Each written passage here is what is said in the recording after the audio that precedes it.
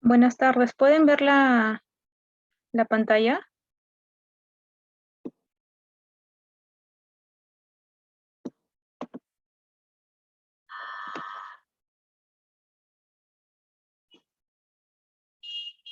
Doctora, sí le vemos que ha ido al baño.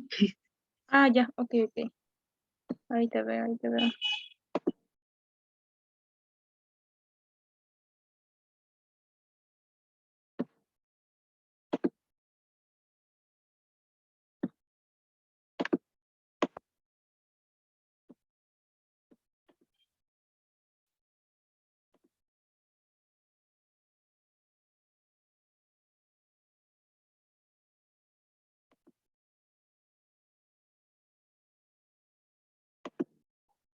Ya, ¿se está compartiendo? ¿Se ve?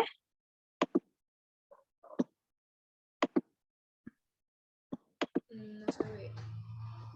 Creo que no, ¿no? No, pero ya no se ve, solo se ve usted. Ahí se ve, ¿no? Sí, doctora, ahí sí se ve. Muchas gracias.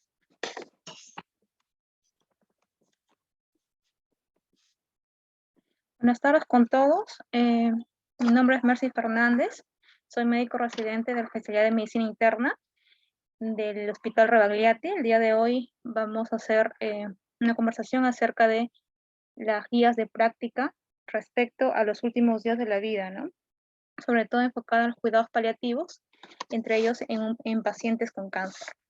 Los objetivos planteados son concientizar al personal médico y a la población en general respecto a los cuidados paliativos, qué son estos y cuándo deberían darse, conocer las diferentes guías de los cuidados paliativos. En sí, de los países que más se ha centrado en esos estudios es España, y bueno, difundir el uso del término que últimamente viene tomando gran importancia, ¿no? Que es el manejo conjunto médico-paciente en cada procedimiento, en cada quehacer médico. Esas son las revistas en las cuales me he basado y he tratado de sacar lo más sustancial para poder compartírselo.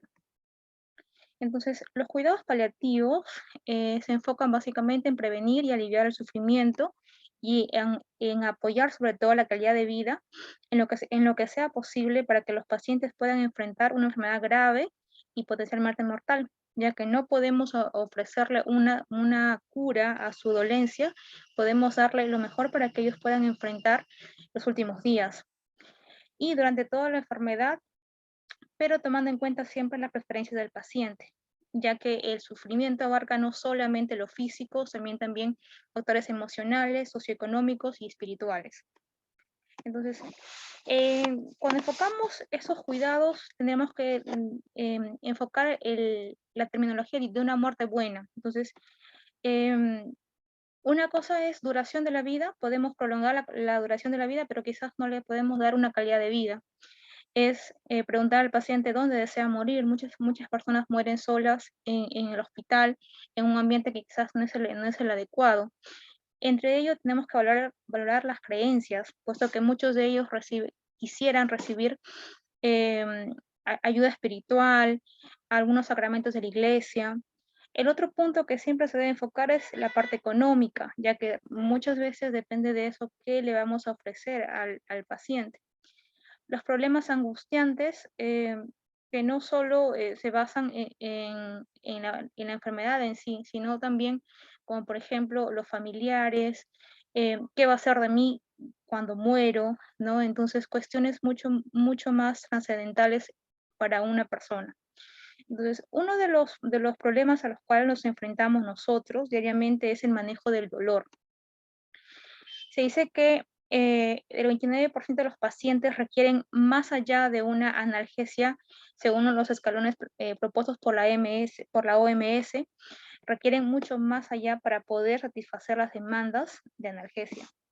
Entonces, en base a todo esto, podemos decir que podemos ofrecer una muerte buena a un paciente. Y claro está, siempre tener en cuenta la relación médico-paciente, y darle una información precisa, directa, de lo que estamos ofreciéndole, en qué le va a ayudar, cuáles serían los pros y las contras.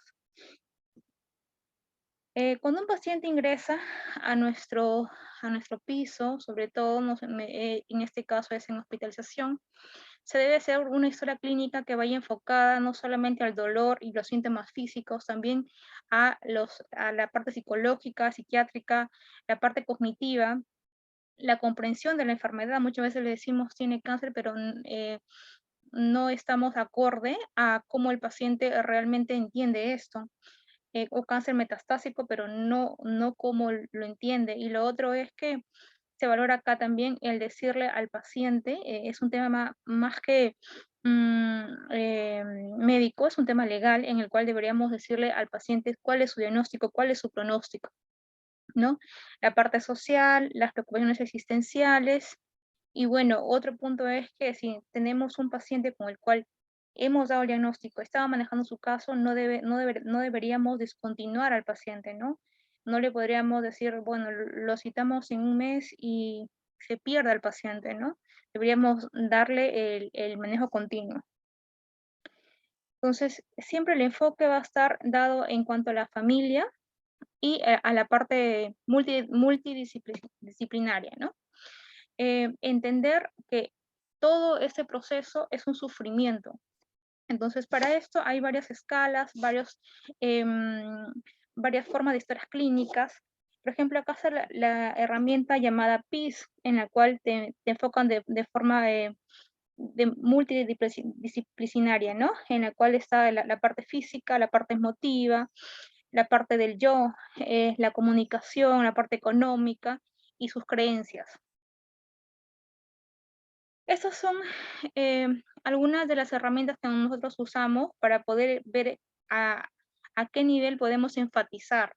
No para todos la parte trascendental es la principal, no para otros, pero como para otros quieren básicamente el manejo del dolor, es depende del tipo de enfermedad que tengan, ¿no? Para otros es qué va a ser de mí el más allá, para otros quizás voy a morir y mis hijos, tengo hijos pequeños. Esto lo vemos diariamente en la práctica clínica, ¿no?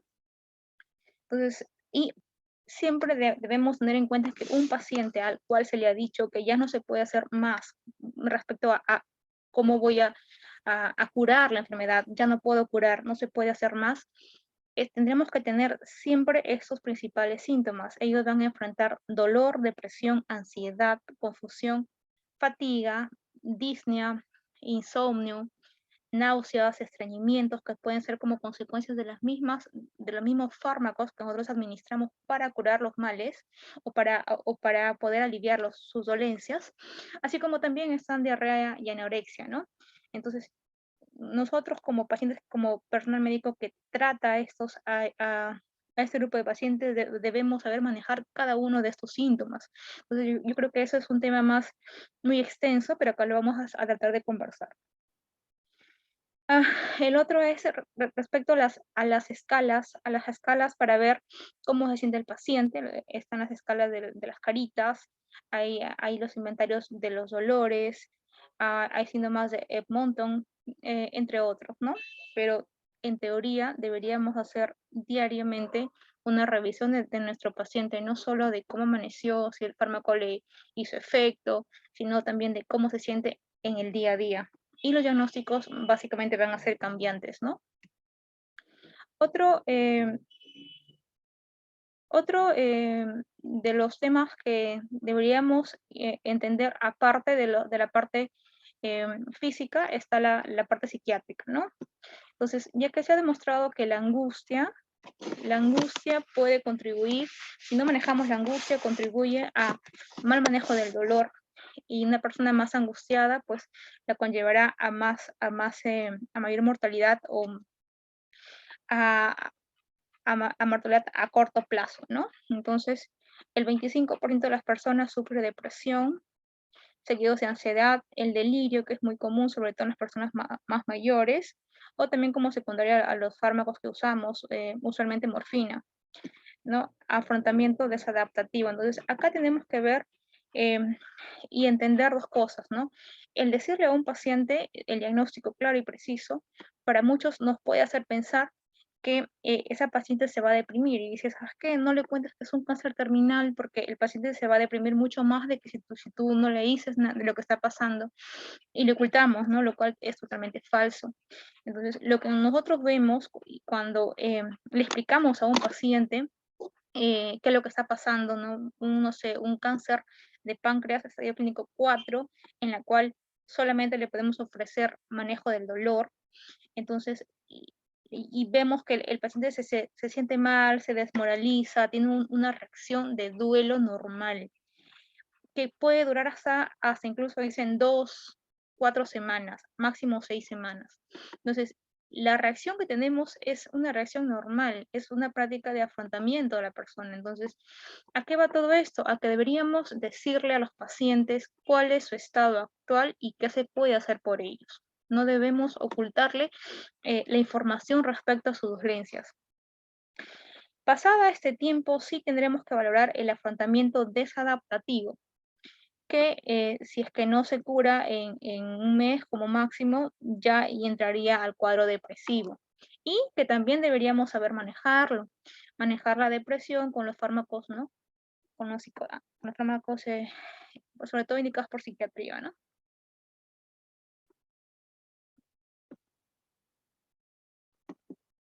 Bueno, en cuanto a la definición de dolor versus depresión, entonces tenemos un concepto comparativo en los cuales vemos que el dolor es un sentimiento, es netamente subjetivo, deberíamos creerle al paciente si dice me duele 10 de 10, deberíamos creerle que es un 10. Eh, y puede estar asociado a malestares somáticos, ¿no? Como insomnio, trastornos del apetito, la concentración, trastornos sociales como aislamiento. Entonces, y acá están asociados ciertos factores como el paciente, bueno, cuando solamente es una respuesta del dolor, el paciente conserva la capacidad para el placer, o sea, aún hay ciertas cosas que el paciente puede disfrutar aún en esos momentos. Viene como olas, ¿no? O sea, puede ser intermitente, ¿no? Puede tener deseos pasivos de muerte, como lo que se llama es la gesta, ¿no? Más, la gesta más no la ideación suicida, y mucho menos una forma, o sea, mucho menos un complot de cómo quitarse la vida, ¿no? Eso ya va más para depresión, ya que son pensamientos suicidas intensos, persistentes, que le llevan a una ideación suicida, no quieren nada, o sea, no, su vida la ven sin nada con vista hacia el futuro, no tienen idea de qué pueden esperar. Y también puede ir asociado a angustia, a trastorno del sueño, del apetito, entre otros, ¿no? Entonces, lo que usualmente vemos en piso es una desmoralización, ¿no? Que es frecuente, es en el 15%. Entonces, otro tema a tratar es la ansiedad, ¿no? Bueno, se ha demostrado que en pacientes quienes tienen un trastorno de ansiedad preexistente, en el momento de que reciben una noticia como estas, pues se va a exacerbar, ¿no? Y va de la mano del uso de sustancias, va de la mano del delirio, entre otros. El delirio, usualmente cuando decimos delirio, no hay que confundirlo de demencia, y el delirio es reversible en un 50%, es fluctuante, tiene un inicio agudo, o sea, antes no tenía ese trastorno de la conciencia, puede haber déficit de atención, una perturbación mental, o también como un pensamiento desorganizado de reciente inicio. Entonces, acá hay varios métodos de cómo poder evaluar, en los cuales hoy no nos vamos a centrar, pero sí hay que entender el afrontamiento desadaptativo. O sea, una vez que el paciente ya se le dijo su diagnóstico preciso, hay que entender que hay que darle seguimiento si es que aún así ha habido tantos cambios que no han podido estar entre el ajuste y el reequilibrio psicológico. Hay que darle seguimiento al humor, la aceptación y la parte de planificación en ese paciente de forma activa. Tenemos que reevaluarlo y ver, ¿no? Encontrar la forma de que ese paciente reciba apoyo si es que no lo está teniendo, del manejo de ese trastorno adaptativo. Entonces, y aquí viene la parte de la negación, del desahogo, el paciente se desvincula, hay evitación, hay culpa, sentimiento de culpa, preocupación ansiosa y puede estar asociado también al consumo de sustancias. Entonces, hay que ver, hay que darle calidad de vida y hay que aliviar la mayor carga de enfermedad, no solamente a él, sino también a los familiares cuidadores, ya que ellos van a sufrir muchas veces de estrés postraumático y trastornos de duelo prolongado, ¿no? Entonces deberíamos también incidir en ellos, ¿no?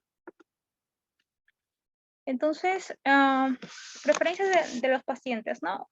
Siempre el paciente debe estar de forma activa en las tomas de decisiones, se debe mantener el principio de autonomía y sobre todo el consentimiento informado, pero al momento de la toma de decisiones hay que recalcar la comprensión, la expresión de elección, la apreciación y el razonamiento que tiene el paciente en ese momento. Entonces, un paciente que está delirando, que está bajo opioides, no le podemos dar un manejo conjunto médico-paciente, ¿no? Entonces, primero tendríamos que manejar el trastorno y luego poder darle a elegir, ¿no? Entonces, acá hay el ejemplo de cómo podemos entablar las conversaciones, como por ejemplo, puede decirme con sus propias palabras lo que yo le acabo de explicar sobre su diagnóstico. Yo le he dicho que es un cáncer metastásico incurable. O sea, me puedes, y uno le va a tener que ampliar, ¿no? Una lesión que ya no tiene cura, lastimosamente. No hemos podido encontrar mayores noticias para usted, pero sí podemos ayudarle de esta forma, ¿no? Entonces, lo que el paciente te va a decir es, y debe tenerlo claro, ¿no? ¿Cuánto tiempo de vida me queda? Ya que después de esto vendría lo que él puede planificar y que esperar en el tiempo que le queda, pues, ¿no? Entonces, para esto deberíamos estar preparados para decirle, en un porcentaje de pacientes puede suceder lo siguiente a tal tiempo, ¿no? Lo otro es, le tendríamos que preguntar, según lo que yo le he dicho, ¿no? Va a morir, o sea, ¿qué es lo que usted quiere? ¿Quiere seguir acá? ¿Quiere que le hagamos otra biopsia? ¿Quiere recibir quimioterapia? ¿Quiere recibir radioterapia aún sabiendo que eso no va a curarlo? ¿O simplemente quiere que pues le ayudemos con analgesia, con apoyo psicológico o algunas cosas, ¿no? Quizás un catéter, una derivación biliar, una, en fin, ¿no? Alguna prótesis biliar, quizás, o quizás un drenaje peritoneal permanente, en el caso de un hepato CA, por ejemplo, eh, o solo quiere analgesia, ¿no? En el Perú aún no tenemos la autorización de eutanasia, ¿no? El otro punto es la apreciación, ¿no? Es que puede decirme con sus propias palabras cuál considera usted ahora que es su mayor molestia, ¿no? Entonces, no para todos es lo mismo, ¿no? Em, y en la parte de razonamiento es preguntarle, ¿cómo, ¿cómo considera usted la quimioterapia respecto a la radioterapia? ¿No? O sea, ¿qué es lo que cree que le podría, en qué le podría ayudar? ¿Cómo es lo que usted recibiría? O sea, ¿cómo se sentiría al recibirlos? Y cómo cree que esto puede ayudarlo para mejorar en su día a día. ¿Le ayudaría esto o no? ¿No? Entonces, todo eso el paciente debería poder decirlo, ¿no? Entonces, estos son, en cuanto a esta lámina, es en cuanto a divulgar la enfermedad, ¿no? Hay que darle las opciones, los beneficios, hay que darle el pronóstico en porcentajes. Y acá viene el tema de las quimioterapias en fase terminal, ¿no? Le voy a dar a un paciente quimioterapia solo para prolongar su vida con mucho dolor, o ya no le doy quimioterapia, ¿no? Salvo, o esa quimioterapia me va a ayudar a manejar el dolor, ¿no? Eso es muy diferente. Entonces, acá hay algunos índices pronósticos y algunos dominios en los cuales nos preguntan por la ingesta oral, qué tan reducida está, si es que hay edema, si es que hay disnea, reposo y delirio. Consideran esto para ver la supervivencia. Acá tenemos la explicación, la supervivencia a los 90 días o a menos, ¿no? A los 61 días o a los 12 días, de acuerdo al índice que tengamos acá. Entonces, el punto que yo consideraría más importante y que por el cual realicé esta presentación es básicamente por la parte religiosa, espiritual y existencial. Entonces, estás en paz contigo mismo, lograste pedirle perdón si es que tú consideras a alguien, quieres que te lo podemos facilitar, hay algo que no hiciste durante tu vida, no sé, quieres rezar, quieres meditar, quieres la ayuda de un sacerdote para que te guíe en el camino, entre otras, ¿no? Entonces, yo creo que eso es lo que muchas veces nos falta, ¿no? Y bueno, acá hay algunos dominios, puntos en los que deberíamos preguntar y cómo deberíamos preguntarle la evaluación. Bueno, acá hay una escala de evaluación de la angustia espiritual, ¿no? Y bueno, nos vamos a un punto que sí es importante, que es el dolor. El dolor va a ser una experiencia sensorial, emocional, totalmente desagradable, asociada a un daño tisular real o potencial. Es una percepción totalmente variable, ya tenemos mucha fisiopatología que explica esto, pero sí está asociada a una carga tanto fisiológica, afectiva, sensorial, cognitiva, conductual y sociocultural. El dolor en un paciente hospitalizado va desde el 30 hasta el 40%, incluso más. Entonces, cuando manejamos los tipos de dolor, el centro de todo el taller es un dolor oncológico, ¿no? Puede ser asociado, bueno, a cánceres asociados al propio tratamiento, incluso esto puede llegar hasta un 20%, puede ser independiente de, porque pueden tener patologías asociadas que estén causando ese dolor, no solamente es un dolor oncológico, ¿no? Y bueno, o también está derivado de la enfermedad, o sea, el paciente tiene lumbalgias porque está mucho tiempo postrado en piso, no camina, entre otras, ¿no? En cuanto al dolor oncológico netamente, tendríamos que entender que no solo es propio del cáncer por el que está pasando, sino es también post-tratamiento, a las cuales se van a asociar enfermedades psiquiátricas, signos vegetativos, alteración del sueño y anorexia, los cuales hacen que el dolor en hospitalizado sea muy difícil de tratar. Incluso hay pacientes que pueden aparentar sin dolor, pero que sí lo tienen. Y bueno, una de las neoplasias que son mucho más dolorosas son las óseas, ¿no? Puede ser los dolores, como ya se conoce, somáticos, viscerales, y cada uno tiene sus diferencias al punto de preguntarles, es punzante, palpitante, es tipo calambre.